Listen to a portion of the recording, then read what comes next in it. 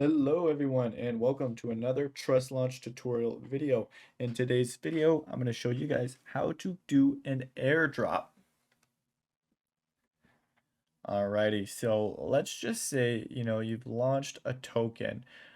For example, you did a private sale and you want to give people tokens. You can do that from our airdrop feature here. And of course, you would paste in the token address. In this case, I'm just going to give an example with BNB. So you can do a BNB airdrop. There's no limit to what you can do. And you can see here Binance Smart Chain native token.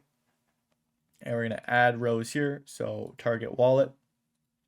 I'm just going to give myself all of it because I'm greedy, of course. No, just because I don't want to be giving out. Oh, 1 second here. Just go 0. Add a row. And you can import data too as well if you have an Excel file that you want to import.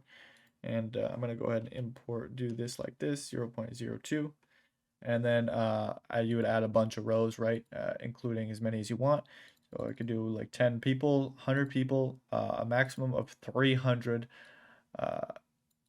would be ideal per 0.0005 BNB. So that's a super cheap fee, super easy to use. And let's go ahead and send myself some BNB.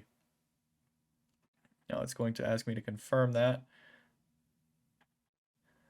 And as we wait for this to confirm, airdrop has been sent. So just like that, we sent myself 0.02 BNB.